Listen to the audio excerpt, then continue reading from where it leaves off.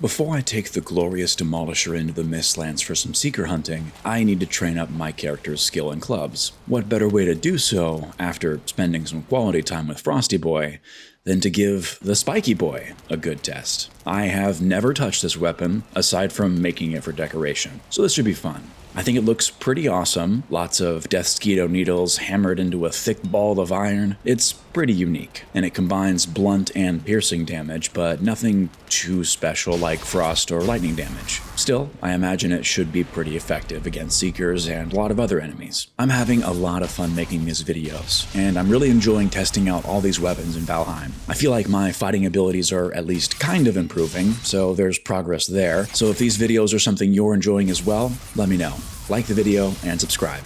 So, how well does the Porcupine handle the Seekers in the Mistlands in the clutches of somebody who has a skill level in clubs below 20? Let's find out. It wasn't long before I encountered my first Seeker. Oops, wrong button. I parry an attack with ease, deciding not to use my shield. I take advantage of the parry bonus, but then some very unsatisfying thump noises. I'm pretty used to much more satisfying slashing and stabbing sounds, but a dull thud?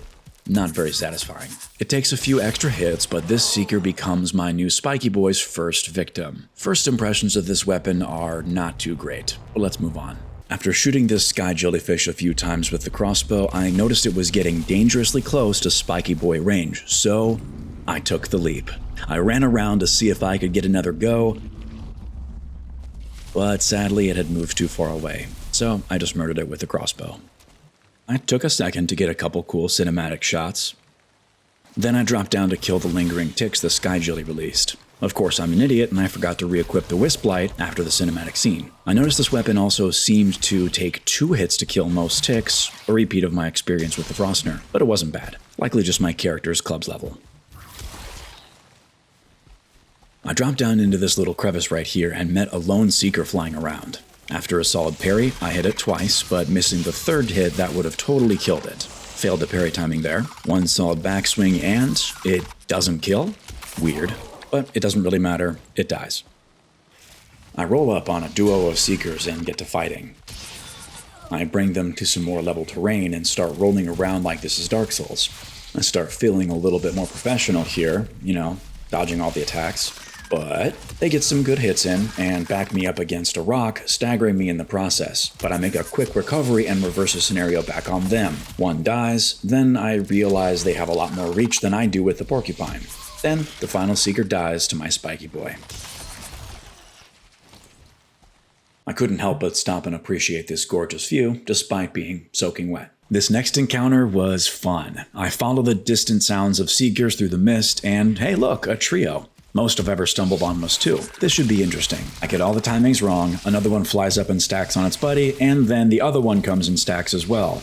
This is getting hectic. I try to stay moving and dodging, slowly whittling down their health bars with occasional hits. I have to say, at this point, I don't really have a great impression of this weapon. It doesn't seem to hit very hard, it's kinda clunky, and I feel like if I had something else, this would have been a much easier encounter. They're hitting really hard, and I know that I could hit harder if I had a different weapon. Obviously, my club skill is pretty low, but still, I feel like the Frostner would have done better too. Running away took too much stamina, and I'm very low health at this point, so I drink some pineapple and cranberry juice. It is kind of helpful that they were kind of pocketed in this corner right here and I could just slowly get at them. I try to use the terrain to my advantage, separating them with the large boulder here. It works and I get one alone, but my advantage doesn't last long. These guys are relentless. That knockback is pretty helpful though. I do my best to keep them at a distance and I slowly lose my stamina once again.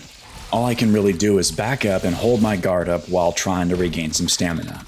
One finally dies, and the rest are very low health. But I am too. One more down, then finally the last Seeker dies and I'm left huffing and puffing with 18 health. Now that was a close encounter. Just look at this scene, a beautiful cinematic walk-up on a lone Seeker soldier.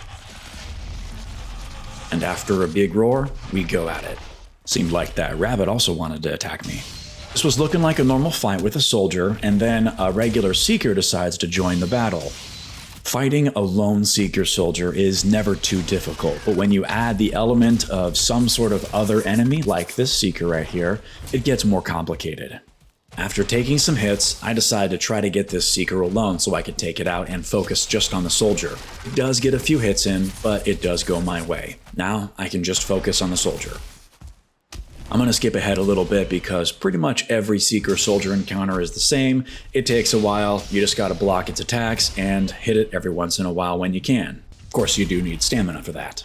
The Porcupine does a more than decent job at blocking its attacks, and despite a couple stamina failures and a couple hits, it does end up succumbing to the spiky boy's spikes, I guess. Through the mist, I hear the Seekers right here attacking what I think is a dwarven friend, but unfortunately, I'm too late to provide any health. So I take my revenge on these 3 Seekers. One dies quickly, but the uneven terrain makes it difficult to actually hit them consistently. Sometimes I just feel like I'm swinging wildly and hoping the weapon connects with these Seekers. Another one down, and it doesn't take long, but then all the Seekers are finally dead at my feet. Sorry I couldn't help you, my dwarven friend. At least you can rest easy. You have been avenged. I hear the distant sounds of a sky jelly and try to get the drop on it with my crossbow. I get a few hits in as it slowly makes its way towards me, and I almost kill it.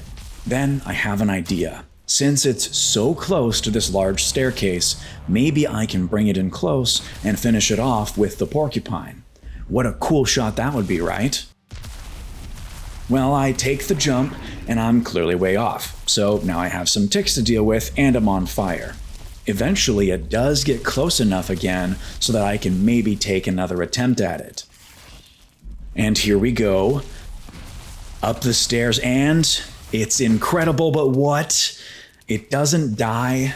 It totally should have died there. What an incredible shot that would have been. Come on, game. Now this isn't looking good. I've got multiple ticks on me, I'm very low health, and I have no stamina. I should have just finished off the sky jelly with some more arrows, but it actually kills me. I'm frustrated. This is dumb. I mount a naked rescue mission, as one does, and attempt to grab my gear, but the sky jelly is still there and I have to flee before I die a horrible death once again. I do a quick loop around, I run back up the hill. This time I'm able to grab my gear with the sky jelly not attacking me. I get stuck real quick, and then I decide to beeline it toward this infested mine.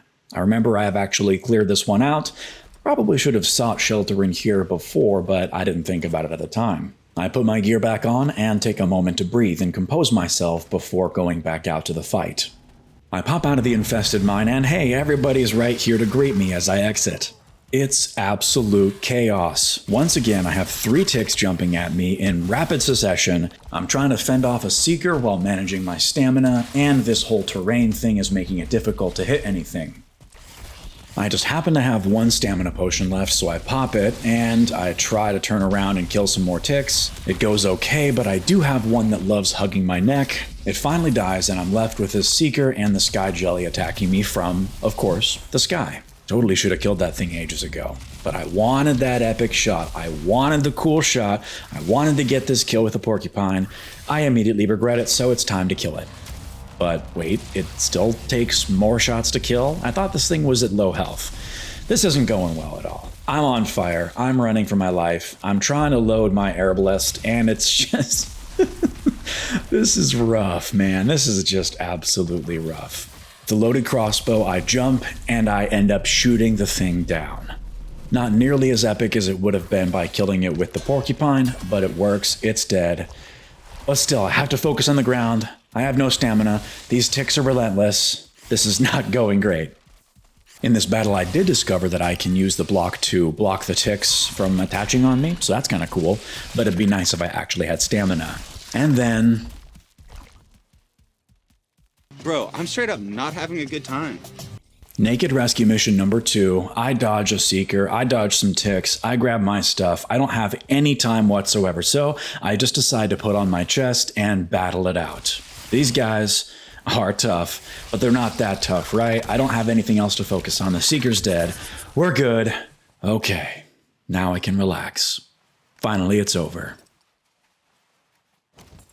After a quick trip home to regain my rested bonus, I venture out once again and come upon a lone seeker. After the craziness of the last battle, this doesn't seem too hard, and it's not, but I do take some damage. But then another seeker decides to join and makes it just a little more complicated, but it's not too bad. Despite the reinforcements, the original seeker dies pretty quick.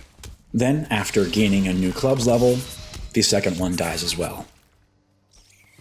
I hear some more bug sounds from below, and I jump down from the ancient roof to see a seeker, but hey, wait, it's actually 3 seekers once again.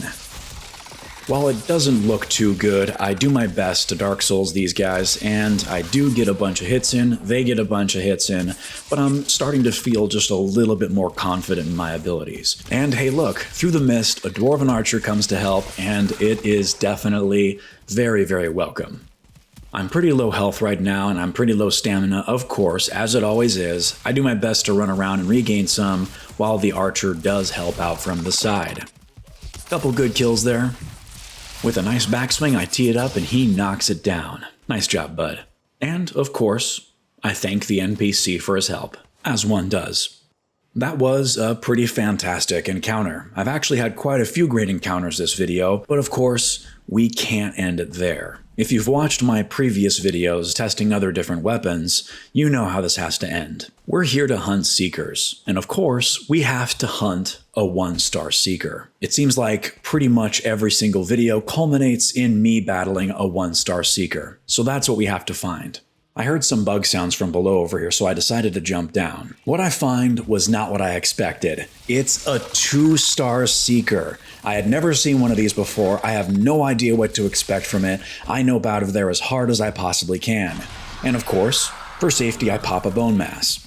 After a couple seconds, the 2-star seeker kind of gets stuck down here between these 2 rocks, and it just seems to not be able to hit me. Thankful for the lull, I take the opportunity to kill this regular seeker, and try as hard as I could to cheese it. I couldn't hit this thing. It couldn't hit me. So what am I gonna do? I'll be honest, I was kind of afraid of this thing, so I decided to cheese it a little bit. I shot it a couple times with my crossbow, the recoil actually pushing me off the ledge a little bit. Then I kind of changed my mind. I didn't want to take the coward's path. I was here to test this weapon, so test the weapon I did. What better opportunity than on a beast like this? The terrain made it a bit janky at first, but the battle was on. And of course, totally intentionally, I took the time to ride it a little bit before once again attacking. It does a great job at staggering me despite having a shield, so I jump off to try to get it to a little bit more even terrain. Being the relentless son of a bitch that it is, it follows, pushing me very far away. I thought for a second that maybe this encounter was over, that it would despawn, it would run away, but no, it was still there when I tried to meet it once again, and it was following me again. I was actually thankful, because at this point I really wanted to kill this thing, but I needed to get it to some more even terrain. So with a totally graceful backwards roll, here we go. Even territory, let's battle.